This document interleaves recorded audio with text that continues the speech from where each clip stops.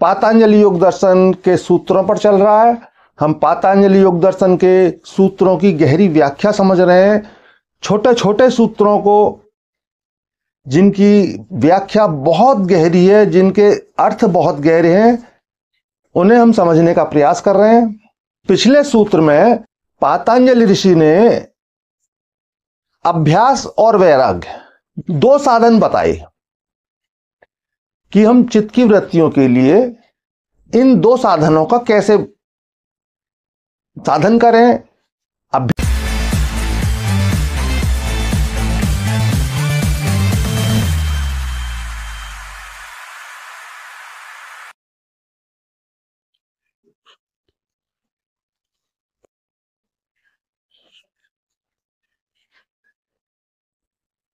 साथियों, मैं योगी हमदर्द गिरी आप सभी के चैनल योगी हमदर्द गिरी में स्वागत करता हूं। आप सभी को बहुत बहुत प्रेम। साथियों, हमारा विषय पातंजलि योग दर्शन के सूत्रों पर चल रहा है। हम पातंजलि योग दर्शन के सूत्रों की गहरी व्याख्या समझ रहे हैं। छोटे छोटे सूत्रों को, जिनकी व्याख्या बहुत गहरी है, जिनके अर्थ बहुत गहरे हैं, उन्हें हम समझने का प्रयास कर रहे हैं। पिछले सूत्र में पातंजलि ऋषि ने अभ्यास और वैराग्य दो साधन बताए कि हम चित्त की वृत्तियों के लिए इन दो साधनों का कैसे साधन करें, अभ्यास करें। इन अभ्यास और वैराग्य के द्वारा हम किस तरह से अपने मन की चित्त की वृत्तियों का निरोध कर सकते हैं। सूत्र के 13वें सूत्र में आज हम जानेंगे महर्षि हमें क्या कहना चाह रहे हैं, क्या बताना चाह रहे हैं।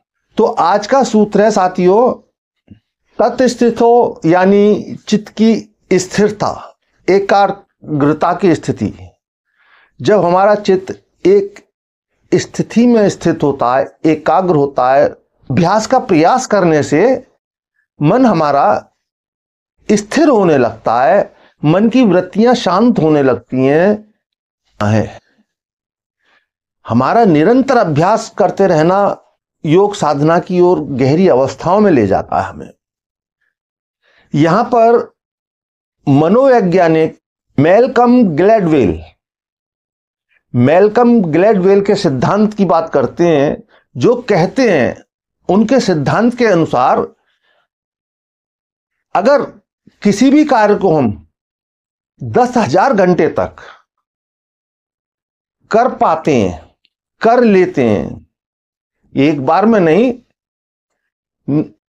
अभ्यास करते करते अगर हम किसी कार्य को 10,000 घंटे तक कर पाते हैं, महीनों में, सालों में, लेकिन इतना टाइम अगर हम किसी कार्य को कर पाते हैं तो उस कार्य में हम कुशल हो जाते हैं, प्रवीण हो जाते हैं, सिद्ध हो जाते हैं।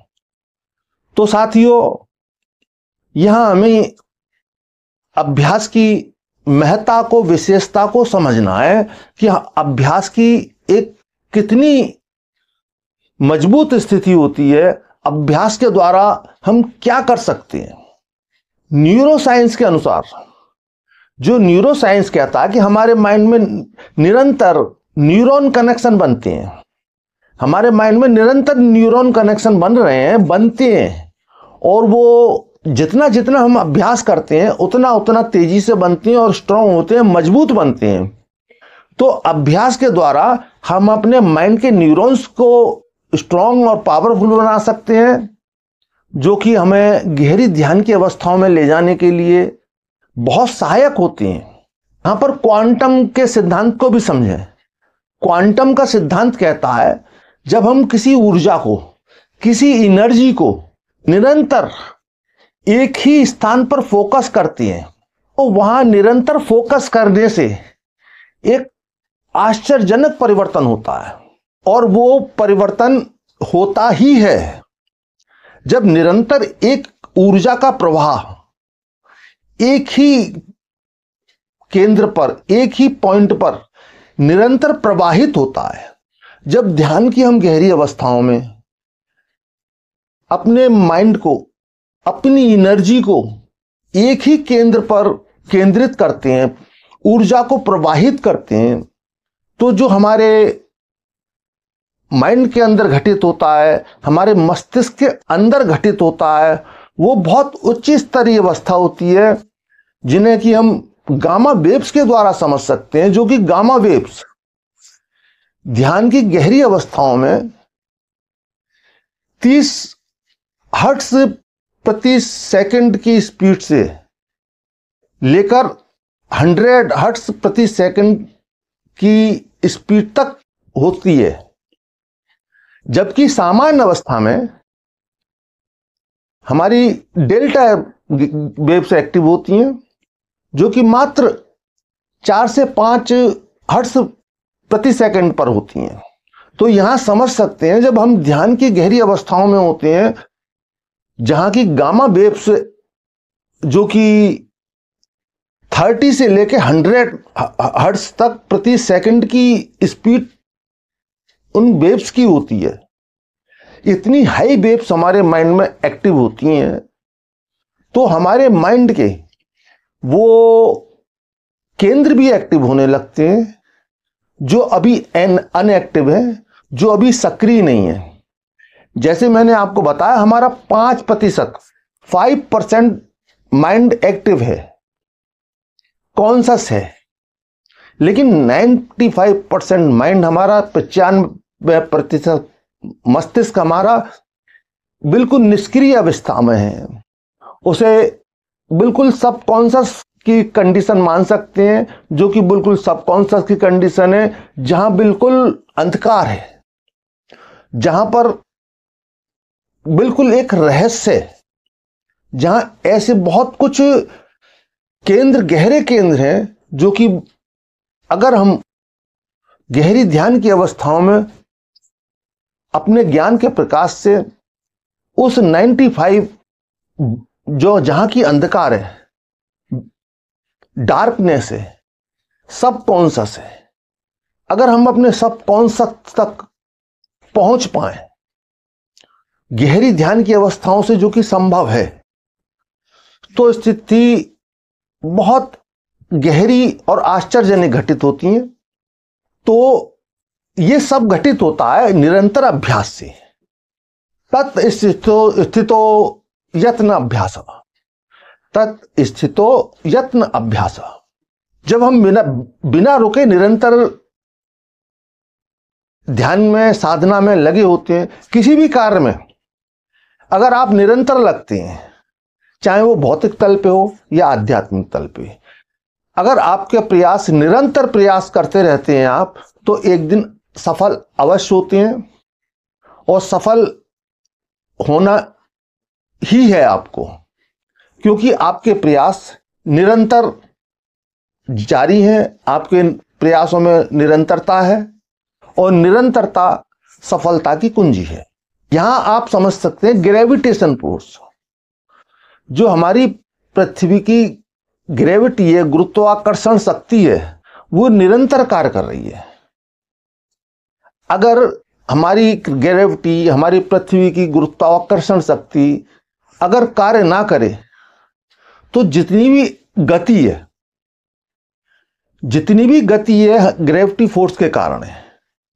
नदी बह रही है, तो वो एक फ्लो में ग्रेविटी के कारण बह रही है। नदी का बहाव बिना ग्रेविटी के नहीं हो सकता, क्योंकि ग्रेविटी अपनी ओर खींचती है हर चीज को, और हमेशा नदियां ढलान की ओर, जहां ग्रेविटी फोर्स अधिक होता, उधर की ओर निरंतर बहती हैं। तो ग्रेविटी फोर्स हमेशा, हर समय वर्क कर रहा है। पूरे हमारी पृथ्वी बिना ग्रेविटी फोर्स के कोई भी कार्य हमारी पृथ्वी पर संभव नहीं है। तो ये एक निरंतरता ही हमारी पृथ्वी को जीवित रखे हुए है, और जिसके कि बहुत ही सार्थक हमारे जीवन में परिणाम आते हैं, मात्र ग्रेविटी फोर्स के कारण। और ग्रेविटी फोर्स का साइंस बहुत बड़ा है। जैसे डॉक्टर मैल्कम ग्लैडवेल 10,000 घंटे का जो सिद्धांत देते हैं, उसको आप ऐसे समझ सकते हैं कि एक बच्चा बार बार गिरता है, बार बार उठता है, निरंतर चलने का प्रयास करता है, और एक दिन वो ठीक से खड़ा भी हो पाता है, चल भी पाता है और दौड़ भी पाता है। यह संभव होता है निरंतर अभ्यास से। तो हमें जिस क्षेत्र में भी सफलता प्राप्त करनी है तो उसके लिए हमें निरंतर अभ्यास करना आवश्यक है। ऐसा कोई कार्य नहीं है जिसको कि हम ना कर सकें। उसके लिए हमें निरंतर प्रयास करते रहने की आवश्यकता है। यहां पर महर्षि यही समझाने का प्रयास कर रहे हैं कि आप निरंतर अगर अभ्यास करते रहेंगे तो कुछ भी असंभव नहीं है। आप आध्यात्म की गहरी अवस्थाओं में जहां चित्त की वृत्तियां निरोध हो जाती हैं, योगश चित्त वृत्ति निरोध, जहां बिल्कुल सारी वृत्तियां शांत हो जाती हैं, आप स्वयं शिवमय हो जाते हैं। वो स्थिति आपको निरंतरता के द्वारा प्राप्त होती ही है। तो उसके लिए हमें निरंतर अभ्यास करते रहना है। मेडिटेशन करें, ध्यान की विभिन्न विधियां हैं, एक विधि पकड़ें, अलग अलग विधियों पर रोज रोज परिवर्तन ना करें।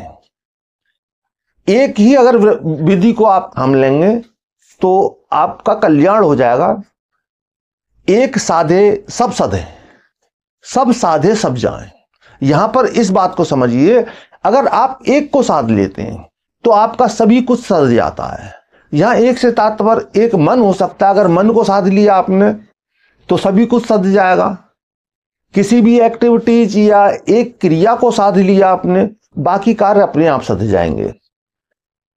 अक्सर क्या होता है कि लोग जब भक्ति में उतरते हैं, मेडिटेशन में उतरते हैं, ध्यान में आध्यात्म की ओर उतरते हैं, तो वो अपने साथ उद्देश्य तो जुड़ने का ये होता है अध्यात्म में कि हम रिलैक्स होंगे, एकाग्र होंगे, लेकिन बहुत ज्यादा उलझाव वाली स्थिति पैदा हो जाती है हमारे अज्ञान के कारण। उलझाव की स्थिति इसलिए हो जाती है, हम बहुत सारी अपनी बुराइयों को दूर करने का प्रयास करना शुरू कर देते हैं कि हम अब आध्यात्मिक हो गए या हमारे मेडिटेशन कर रहे हैं, कोई विशेष कार्य कर रहे हैं। कोई विशेष कार्य नहीं कर रहे हैं आप। ये आपका जीवन है, आध्यात्म है, अध्याय आत्मा का।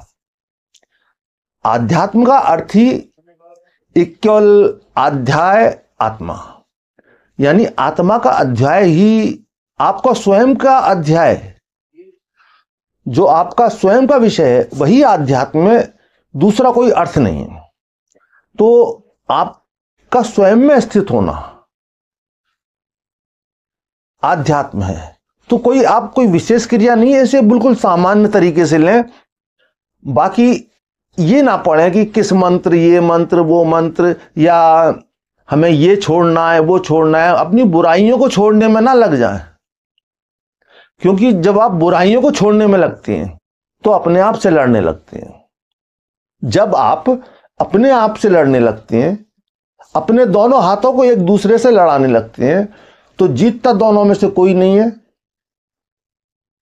जीतता दोनों में से कोई नहीं है, बल्कि आप थक जाते हैं। ये इसीलिए जब आप अपनी बुराइयों को दूर करने का प्रयास करते हैं तो उनमें आप उलझ जाते हैं और पूरी तरह टूट जाते हैं, थक जाती हैं। लेकिन वो बुराइयां भी नहीं छूट पाती और अच्छाई से भी आप जुड़ नहीं पाते। अगर आप बुराइयों को छोड़ने का प्रयास ना करके अच्छाइयों को पकड़ने का प्रयास करें तो बुराइयां स्वतः नहीं रहेंगी। स्वतः आपके जीवन से बुराइयां, जो आपकी त्रुटियां हैं, जो आपकी कमियां हैं, वो अपने आप एक साइड होने लगेंगी। बस आपको मार्ग चुनना है एक अच्छाई की ओर।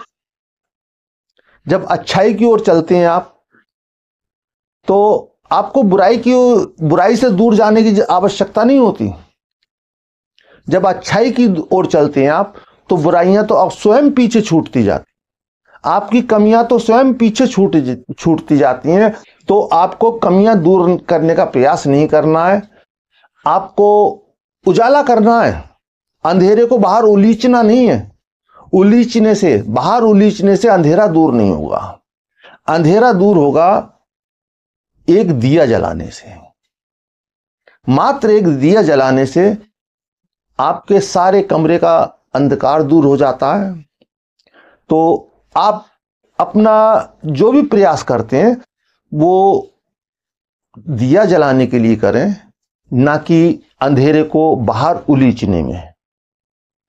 बाहर उलीचने से अंधेरा खत्म नहीं होगा, दिया जलाने से अंधेरा खत्म होगा। तो साथियों, महर्षि के इस गहरे सूत्र में, गहरी व्याख्या में आपको समझ आया होगा कि जो आपको समझाने का प्रयास किया गया है, और कितना समझ में आया ये आप कमेंटों में अपने कमेंट्स लिखिए, उनमें बताइए। कहीं कुछ जानना समझना शेष रहा है तो वो भी आप लिख सकते हैं। और साथ ही आप शेयर करें। अच्छा कार्य कभी भी कर सकते हैं, अच्छा कार्य करना भी चाहिए। आप एक अच्छे मार्ग पर हैं तो आपको, जो लोग अच्छे हैं, जो लोग इस मार्ग, अपनी बुराइयां दूर करना चाहते हैं, अपने आप को एक गहरी स्थिति में लाना चाहते हैं, अपना मानसिक विकास करना चाहते हैं, चाहे वो आध्यात्मिक हो चाहे वो स्टूडेंट, तो उनके लिए आप ये वीडियो शेयर अवश्य करें। तो साथियों, आप स्वस्थ रहें, खुश रहें, भौतिक जीवन में विकास करें और आध्यात्मिक शिखर पे भी विकास करें। और इसके साथ ही आप सभी को बहुत बहुत प्रेम।